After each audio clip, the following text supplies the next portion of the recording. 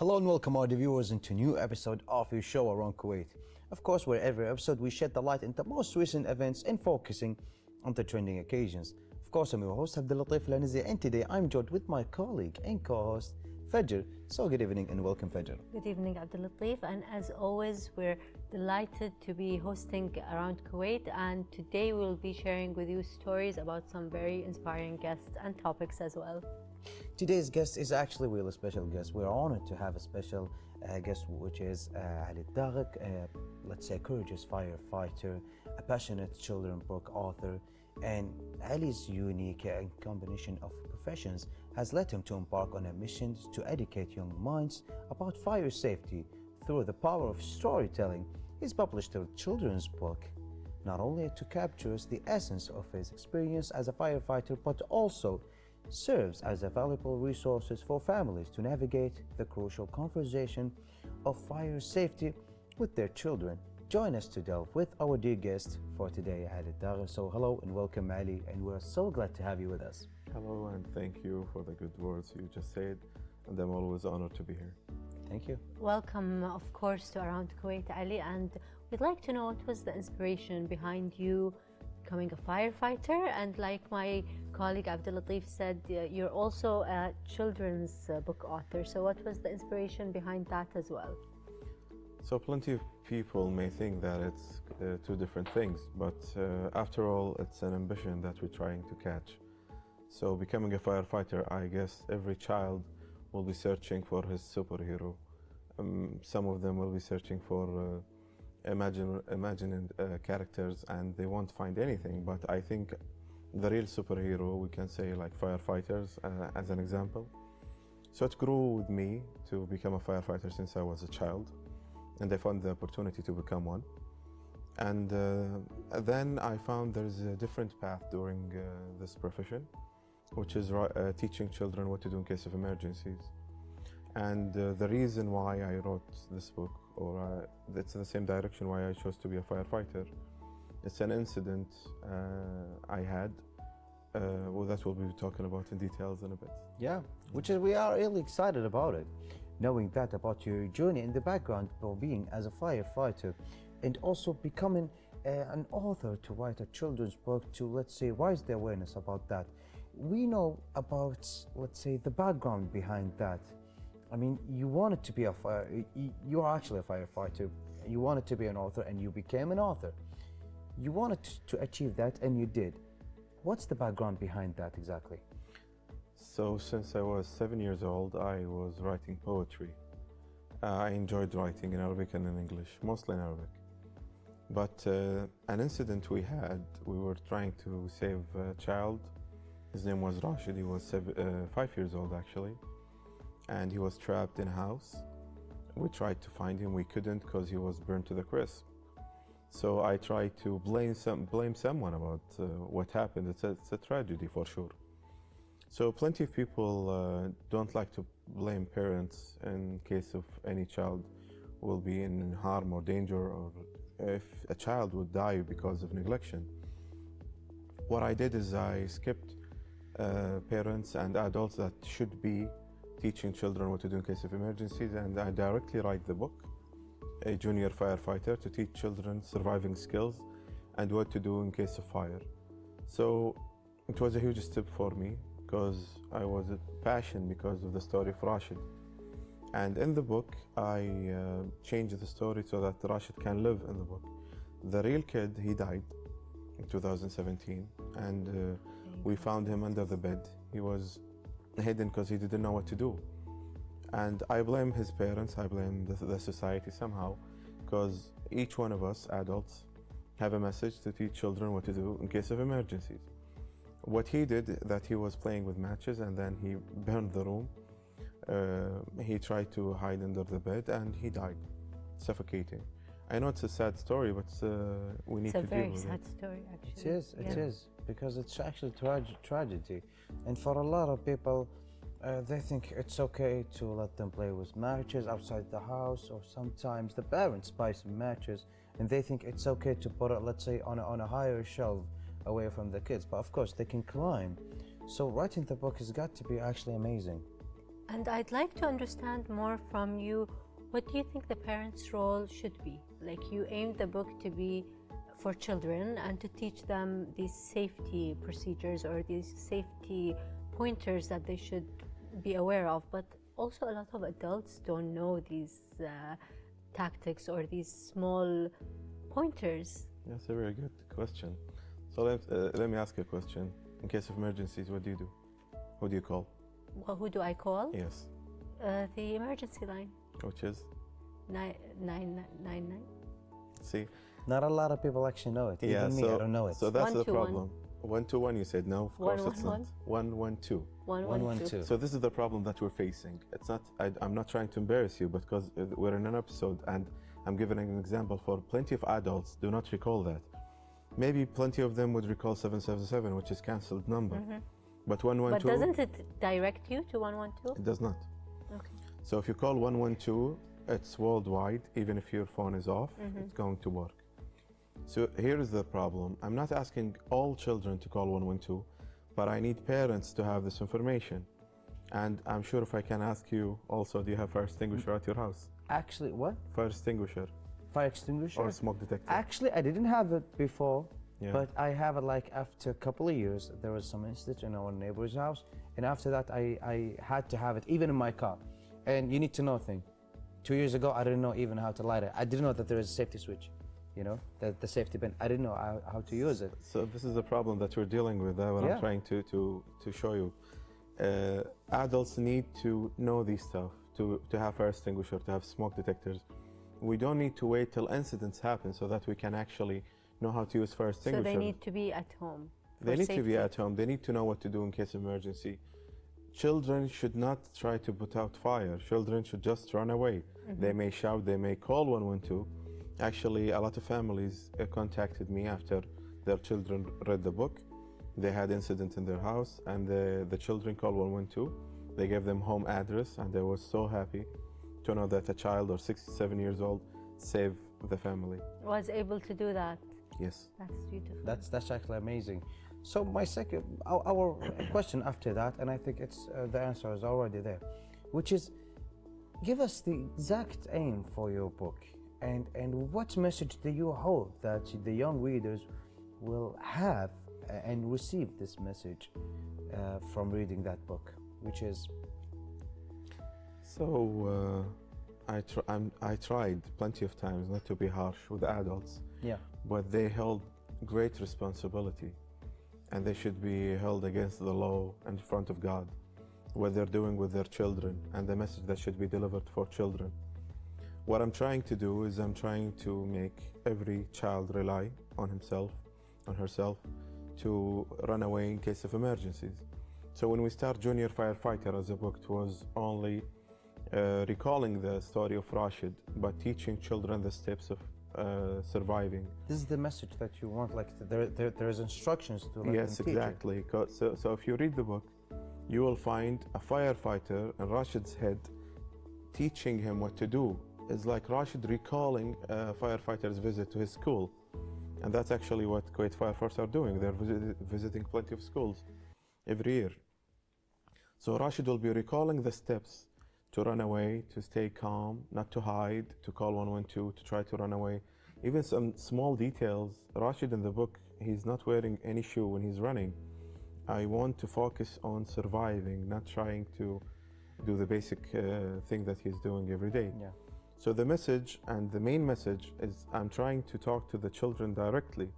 And some children, or most children actually, are difficult to talk to. If you're trying to talk to 5 years old, you'll be talking to an ignorant man, or some guy gave it an example. He said, would you imagine talking to a caveman? He wouldn't understand if you're trying to talk to him in rational ways. He wouldn't understand what you're talking about. So how did you manage to overcome that in your book, especially that it's for children and you need it to be informative and age appropriate? So how do you find that balance?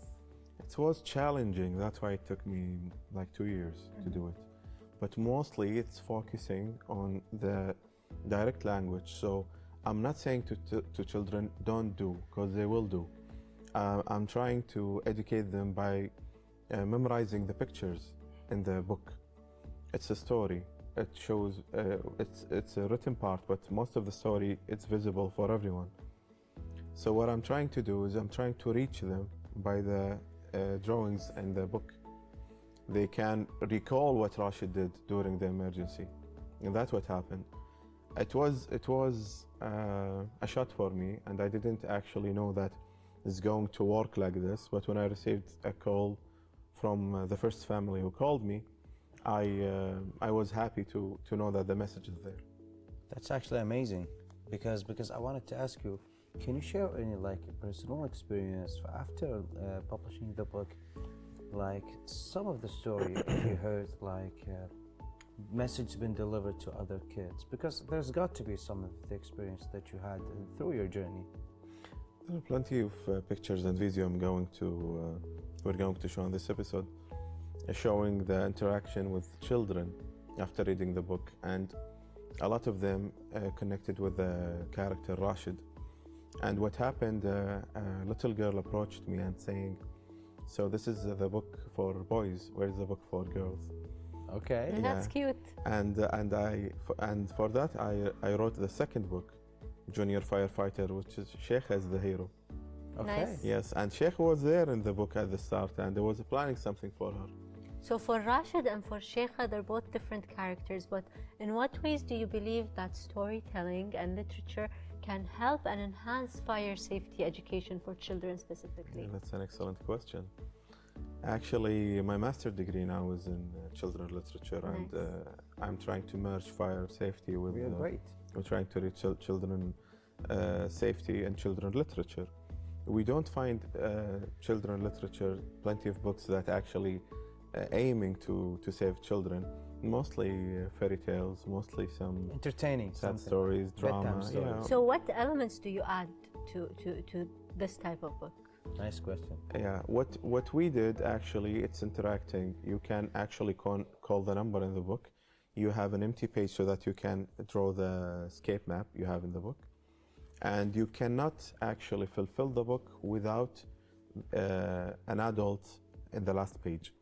So plenty of information in the book. Most of children can take out in the last question part in the book. But eventually they need to talk to adults. So I gave all the answers in the book, but the last question was the kind of fire extinguishers. It's not mentioned in the book at all, so that they can go and ask their parents, at least about fire extinguishers, the kind of fire extinguishers. Yeah.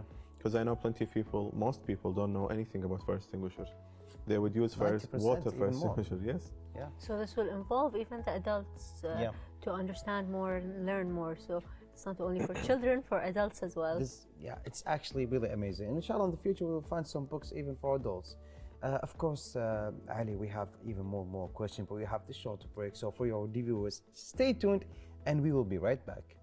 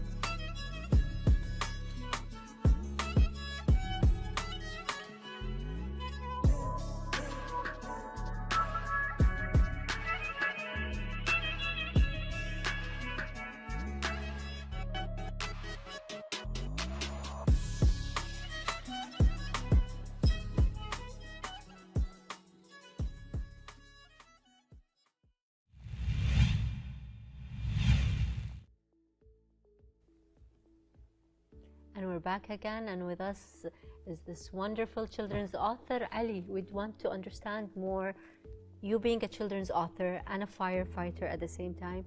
For sure, there were some challenges you faced. My colleague discussed a lot of elements that you shared with us also when it came to writing this book, but we'd like to understand what were some of the challenges. Some of the challenges was trying to find a good publisher, because having the book, it was a strange step to take, and it was quite difficult to find a publisher that actually can understand children. It took me time actually to find one. But the second thing, we printed 67,000 copies for the book, less than a year. 67,000. Yeah. MashaAllah. Wow. So what I did, in every copy we're printing, mostly we print 2,000 or 1,000. So we do some changes. I'm opening my Instagram page for people to reach me, to talk to me, to give me some details. Some parents adding some major points in the book that I need to change, which was amazing. I loved it because I'm open to any change if it's actually helping the children. And I found a lot of people trying to fix the book with me.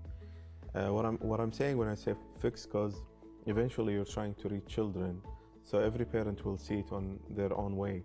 From their own perspective, Yes, from their child's understanding Yes, of. and they have their own experience with the children. As an example, for the kid who came to me, she was saying, where is the book for girls? And she inspired Sheikha. Yes, because she developed Sheikha as a character. So Sheikha was there in the first book, but she made Sheikha the main character in the second book. She inspired her to have her own book. Yes, so in the first book, Rashid helped everyone, and the second one, Sheikha and her mom helped everyone. So interacting with children and adults helped a lot in development of this book. I want to say it was hard, but actually the way people approached me after having the first book, it wasn't that much hard. Lovely. So this actually got to be amazing. So in your perspective, how do you think is storytelling and giving, let's say, literature to other kids to know, or let's say increase and enhance the how much it can save them? Because for a lot of people says they will read and after that they will forget it. Because not a lot of people knows what that kid, when they read something, they actually understand it, they actually observe the information. But from your perspective, how do you think that it will enhance fire safety for education for children, and how do you incorporate these elements into your book, that will enhance the safety for them? And that's a very good observation. And what we're doing here, we can't force the book on the children to read every day. What we're doing is we want them to love the character, to enjoy the story, enjoy the journey. And that's why we spent plenty of time on the drawing, on coloring, on the storytelling for the children. There is coloring on the book, maybe? No, because it's educational. Oh, the colors on the Yeah. book itself. Oh, yeah. Yeah, when we tried to do it at first, we had a huge discussion about the colors, the face, the hair, everything. Yeah, that's why it took so long to finish the book. But what I'm saying is, let's imagine a child would read this book. He will be related to firefighters as always. That's why Kuwait Fire Force, when they're having their yearly visits for school, they will be refreshing this memory. It's like having a course and you are in plenty of time, you see adults talking about it or giving you advice.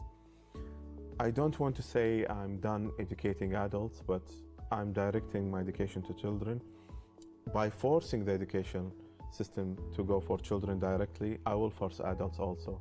I'm not saying they don't care about their children, but eventually they will find a harmony way so that they can have fire extinguisher, smoke detector, not to understand also, like when we were put on the spot, we weren't able to recall the emergency number line. So maybe it's these small factors that are included in materials like your books that can help enhance the understanding for both parents and children. So how important do you think these materials are? So even during this interview, we're aiming to talk to adults to teach the children these stuff. I don't want to recall surviving skills or smoke detectors and fire extinguishers, but it's adult responsibilities. That's why we don't teach children to use smoke detectors and fire extinguishers or to touch them at all. It's not their responsibilities. Mostly adults can deal with this, because you may have an incident that need CO2 as fire extinguishers, and some people will use water. If it's include electricity, someone will eventually injured or be or die. So I think even when I see myself giving my all in this book and having to focus on all elements that I'm trying to reach with children and some elements trying to teach adults, it depends on the experience of the reader. So it's different from adult to other.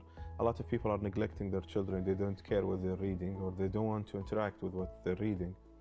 And plenty of adults, no, actually they enjoy this and they feel safe when they understand that their children received a message to help them survive. So, what challenges did you face translating in your expertise as a firefighter to the format as let's say, accessible and engaging for young readers? So I'm a firefighter and I majored in English literature at the university. But I don't love English that much. I love Arabic. That's why when I wrote the book, I wrote it in Fusha. And it's the better way to reach children, especially here in Kuwait. Most of them speak Arabic, which is the right thing to do. But when we translate it to English... Oh, you translate already? Yes. Because I wanted to say that, like maybe let's have a book in English. That's great. Yeah, I've been reached by plenty of people. One of them, U.S. Embassy, they want to translate the book. But I focused to have the book made in Kuwait, even the translation, nothing interfere with the book. It's fully Kuwaiti, printed in Kuwait, written in Kuwait. So I don't want to have any foreign interfere with the book. Why is that? I'm sorry, I need to ask that. Why is that? You're a little careful about that. Because I believe that we don't need much help from different countries. I think we have all what we need here. We don't need someone to guide us, because we've been guiding the world since forever, in a religious way, in a rational way, our achievements. So I witnessed plenty of achievements being kidnapped by plenty of countries by trying to help you. I don't like when they approach you as an idiot, or they would see you as someone who's having baby steps. Not us, not in Kuwait. We achieved plenty of stuff. I'm talking to you, I have 2 Guinness World Records, having the biggest flag in the world. We dare it on TV to people if they can do it again, not only break the records. We did a lot of stuff. We survived a lot of stuff. So that's why I don't want any other countries to interact. I would accept and love to have GCC countries contacting us. That's what happened actually. And inshallah, in near future, we will be having the book in GCC countries. And I think that's the way we are united as countries. Thank you. This is actually a contribution to raising our country's name. Thank you for that. Ali. Exactly. And now back to the book, I'd like to understand, how do you find the balance between putting in the needed information, like you said, and then not including the information that maybe adults would benefit more from, especially since the topic is very sensitive, even for children, more specifically for children? Do you know what I love about children? You can't control them. You can't control adults. Adults, you need to put fear, you need to give them prize. But children, you can actually control them if you are direct them to safety, because they trust you. This information, how do you filter it so the unnecessary information is not there? Maybe some of the information might trigger some of their anxiety. Yeah, so some of anxieties are overrated, but what we're trying to do here is trying to make them live. A lot of people are sensitive with this subject, and we will be putting some pictures from the book showing the stages, which is number 1 to scream. Maybe you simplified it also in the book. We always do. It's again, I don't want to be harsh with children, but I want to be so soft that the new generation, they're fine with it. They're not facing fear anymore. Because they're aware of what to do. They can't be much aware what to do, even by reading the book. They need to experience this experience. That's why when I go to school, we have the alarm and we practice crawling on the floor, and we scream and we try to run. We need to have this so that children don't forget this experience. But I think that teaching children is way easier than teaching adults. And I think it's really amazing to have this fire drill. And before we used to do this, how to deal with that. And as we grow up, sometimes we forget it. Is it because of the community? Is it because of some of the elements that we have?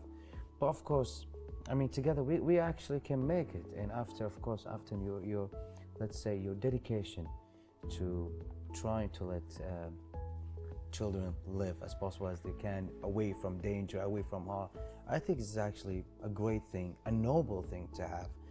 So in addition to written to the content, what visual elements or illustrations did you incorporate to the book to enhance learning experience for the children? Let's say increasing the excitement for them, to let them keep continuing reading. So what I did, I made Rashid call 112. I gave him the chance. Plenty of people wouldn't allow their children to touch their phone. Imagine calling the police or the fire or trying to ask for an ambulance. So in the picture, Rashid is calling 112, the emergency line, and he's giving them his home address, telling where he's living, and the problem that he's facing, even though, let's say, he's 5-6 years old. I tried it, and they can do that. If you're teaching them, they will have the courage enough to do so. Plenty of adults will be afraid or don't know what to do, or will be forgetting, or be just busy with plenty of other stuff in their life, like consuming whatever. Yeah, But mostly. children, they will recall this. You need just to refresh this for them. Eventually, they will recall this, and that I tried it actually in the field, and it was amazing. It is hard and it is simple. I don't know how to say it in English, but in Arabic we say سهل الممتنع. We cannot teach them. Yes, we'll be lost in translation here. We can actually teach them, but it's quite difficult. But when you teach them, they won't forget. That's why I'm sure you and yani, if you try to recall a memory since you were a child, you will still have it imprinted in your mind. Yeah. Exactly. Yeah. So how can parents and caregivers utilize the information given in your book to their children's best interest and reinforce these safety lessons, given all the pointers and elements you just included? So I included adult interaction in the book in 2 pages. The first page, they have a blank page where they can write the escaping plan that should be having, emergency exits in the house. Secondly, they will be trying to teach them about fire extinguishers, the type of fire extinguisher, so that they know which is the bad choice to have in case of emergency and which is the right because choice. it's not the same. Yes, of course. For adults, they just need to read the book. They will be doing great favor for children if they're trying to interacting and practicing, doing house fire drill with the children. Yes, it is actually that would be amazing. I'm sure plenty of parents will be thinking of this as something to do at their house, and it's going to be something fun to do.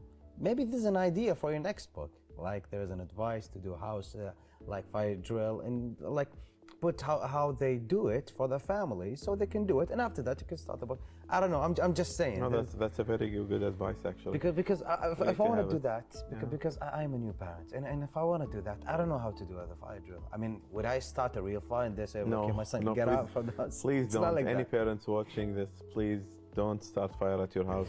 Yeah, because a lot of people will mislead information. No, they can focus on a point. They can have red papers at fire and imagine that there is smoke. But please do not try to have fire at your house. Smoke detectors. A lot of houses don't have it actually. Yes, they need to buy smoke detectors and fire extinguishers. They're cheap. And the fire blanket also? Yes, fire blanket. That's the next level. I love when someone mentions fire blanket. Fire blanket. Oh Yeah. yeah, because For our next interview. it was actually way from my mind. Congratulations and thank you for that. Exactly, So- fire blankets also. So Ali, this is the end of our interview for today. I think it was really great to share your story, the book that you had, the 2 books. They were actually remarkable. Of course, for me personally, I'm gonna take a look at them, inshallah. Inshallah. And thank you for being here with us. It was such an honor. Thank you very much for having me tonight. It was an amazing interview. I hope everyone enjoyed it. Thank you so much. And of course, we did enjoy. We'll be back right after this break to continue our episode.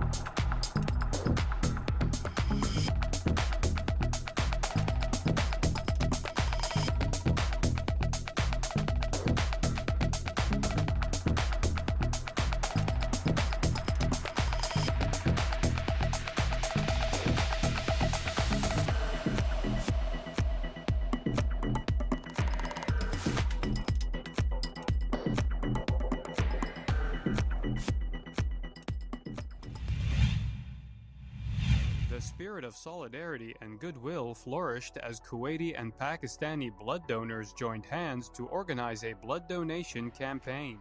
The venue, the Blood Bank of Kuwait and Jabriya, echoed with the rhythmic pulse of humanity's compassion. The ambassador of the Islamic Republic of Pakistan in Kuwait graced the event, symbolizing the unbreakable bond between the two nations. Camps related to the blood organized by Pakistani different organizations. We have 3 organizations, all of them are in competition, which I really like that this is one of the healthiest of all the competitions because ultimately they serve to the humanity.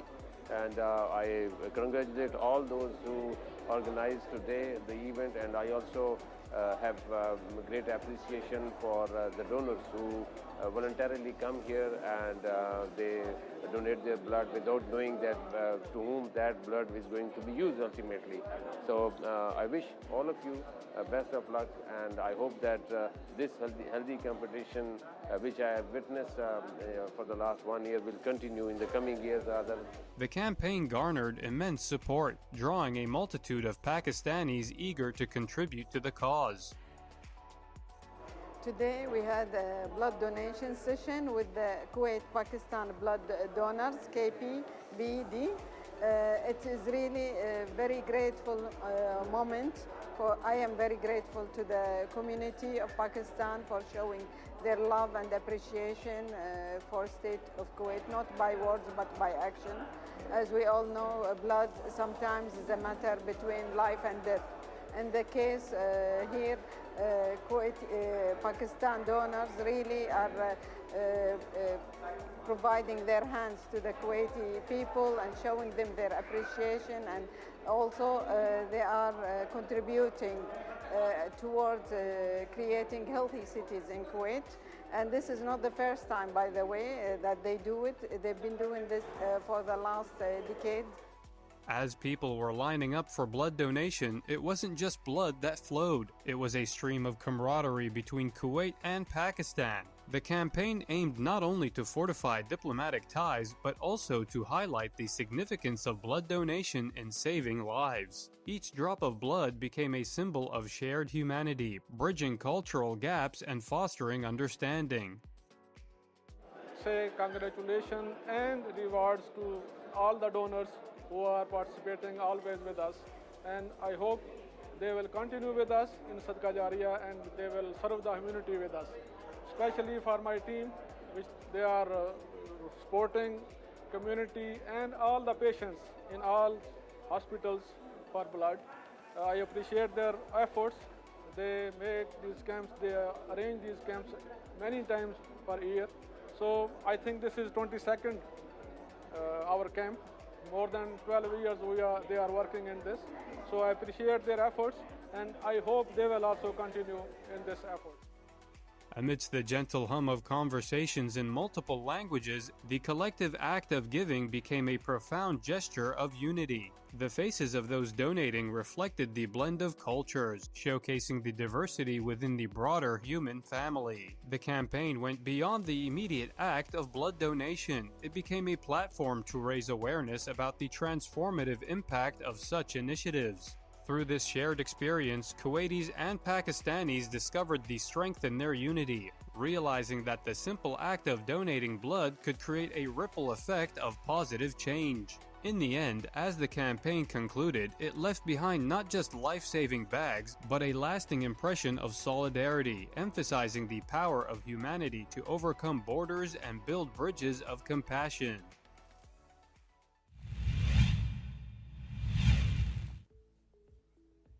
Welcome back, our dear viewers, as we continue our episode away from the interview.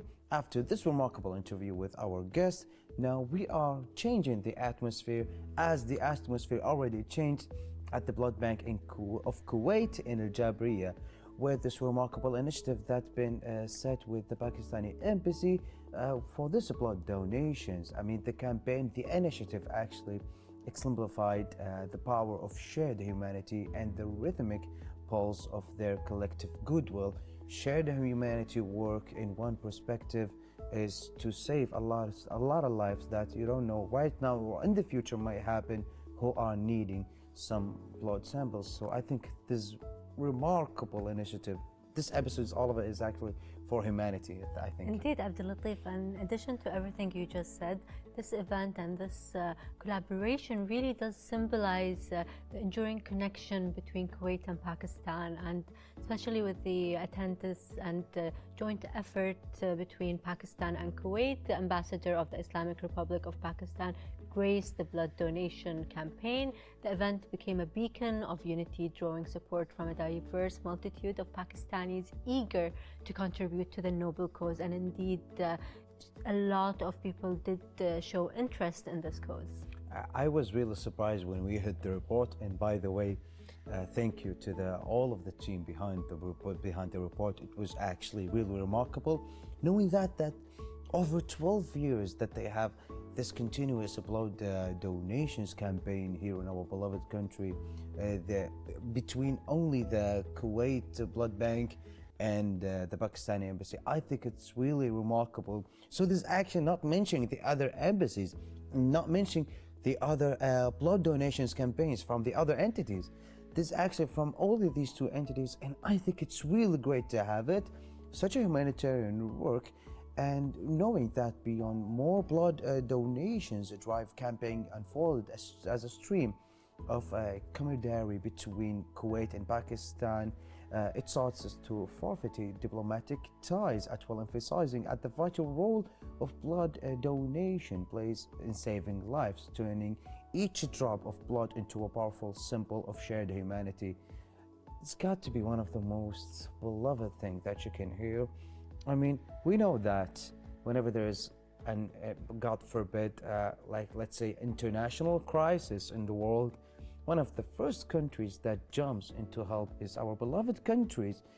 But that a lot of people forget that even inside our beloved countries, there are a lot of people who might need something right away. Like there is a car crash, God forbid. And as we heard a couple of years ago, there was a car crash and we needed some blood donations like right away, and everything like there wasn't, like there was, like it was such a crisis. And having this donations campaigns, it's got to be really amazing for a lot of people. And actually, events like these really do build awareness and create awareness in the community, and in this event specifically between two different communities within Kuwait, the Pakistani community and the Kuwaiti community, and helps people understand how blood donations and causes and events like these really do and can help save lives. it is actually really important, because you're not going there to only to, let's say, to donate some blood. No, you're actually going there to, let's say, take an informational journey where you can learn some information about what's important about that, how do they need it, how do they take blood for you. And of course, when you're finished, I mean, they're not gonna leave you like that. Of course, you're gonna take some juice where you can have some sugar and you can have the everything okay, no having headache or like, let's say, any symptoms of donating blood. As everyone knows, if you're donating blood, don't drive your car right away, because after a few minutes you might have some headache, you cannot drive. So please, for me personally, I donated a couple of times and I got headache, I couldn't drive, and alhamdulillah I wasn't driving. Alhamdulillah. They told me that actually at the blood donations, the nurses and everyone, the doctors, they tell you don't drive, don't do anything, stay put, be comfortable. After you have a headache and it leaves, go away, or after a few minutes. So this donation campaign serves that extended beyond immediate contributions, that became a catalyst, rising awareness about the transformative and impact of such initiatives, fostering shared experience, strengthen the unity between Kuwaitis and Pakistanis. We are two countries that there are some strong connections between each other, but having more stronger connection in humanitarian work. And events like these definitely, Abdul Latif, definitely are a reminder that a simple act such as donating blood, it really has the potential to create a ripple effect of positive change in the community and throughout, transcending borders and fostering compassion within and outward also. Exactly. So I have actually a suggestion for a lot of people who don't know about it. Let our kids know about blood donations. I know it's for a lot of maybe age categories. It's they're not ready to know that, but maybe when they are like 13 to 14 years old, try to let them know not to donate while they're young, no, actually to, let's say, have the information, because there's no harm in that, to having the informations, because passing this information to the next generation, it's got to be really important to, let's say, lasting the memories, lasting the information to the other generations. So having this moments on the campaign left behind, it's got to be more than a life-saving blood bags. They actually etched a last impression of solidarity, emphasized at the innate power of humanity to overcome borders that build bridges, compressions, leaving legacy, unity, and a shared purpose. And if I emphasizing on that, I think it's going to be really remarkable to have such initiatives like that. For me, I thought that it stopped. I know there was like blood donations campaign, but I thought it's not like before. I mean, but it's actually great to know that we still have these types of campaigns and initiatives.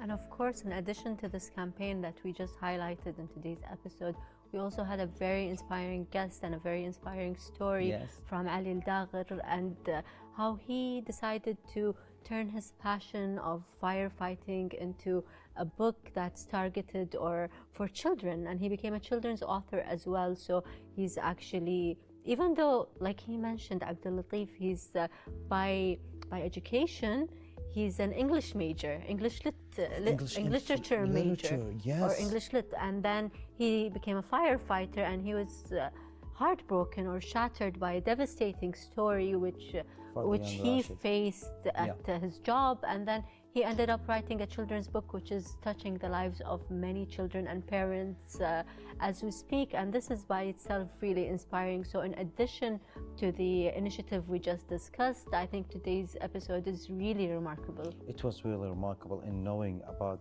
Ali Daghir's book is actually really magical. In 2000, we mentioned where he wrote the book, and he wanted also to, let's say, inspire others. It's really magical and beautiful to see such initiatives, such as also the blood donations campaign.